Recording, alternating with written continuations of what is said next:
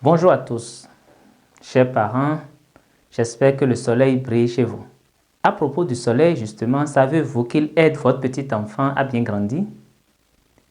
Le soleil contribue à la formation des dents et à la consolidation des os de nos enfants. Au contact de la peau, les rayons solaires induisent la production de la vitamine D par l'organisme.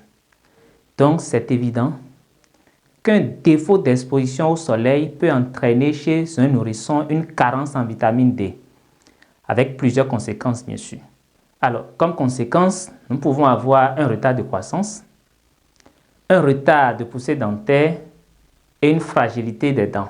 Ce que nous observons fréquemment, c'est une déformation des membres comme vous pouvez le voir sur cette image. Alors, chers parents, ces signes que je viens de citer traduisent la maladie qu'on appelle rachitisme, c'est-à-dire un manque de vitamine D et aussi de calcium. Et cette maladie s'observe habituellement entre 6 mois et 3 ans. La bonne nouvelle, c'est qu'il est bien possible de prévenir de telles carences. Alors pour cela, je vous conseille d'exposer votre petit enfant à la lumière du soleil, bien sûr sans lui couvrir le visage et les membres. Mais faites attention à l'intensité des rayons solaires entre 11h et 16h pour éviter à votre enfant un coup de chaleur. Alors, avant 11h et après 16h, vous pouvez rester avec votre petit enfant sur la véranda ou sur le balcon. Vous pouvez le laisser jouer sur la cour. Vous pouvez vous promener avec lui dans le quartier, pourquoi pas. En journée, prenez l'habitude d'ouvrir les portes et fenêtres, de lever les rideaux pour laisser la lumière du soleil pénétrer dans vos chambres. Vous savez, une exposition de 30 minutes, 2 fois par semaine au soleil, garantit déjà une bonne réserve en vitamine D à votre enfant.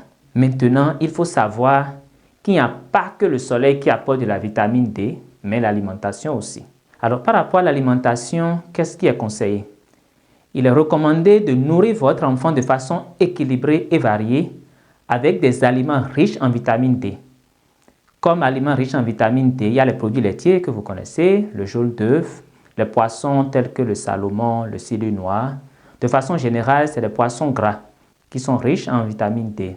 Comme poisson gras, il y a la sardine, il y a le saumon par exemple. Enfin, je vous conseille de respecter les rendez-vous de visite périodique chez le pédiatre.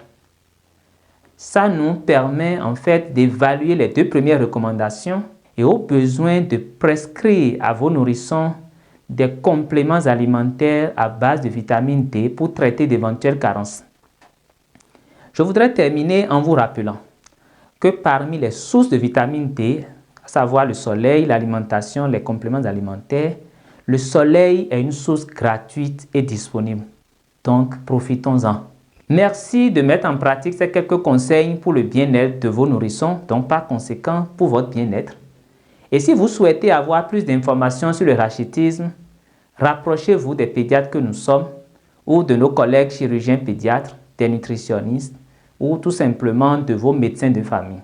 Je vous remercie.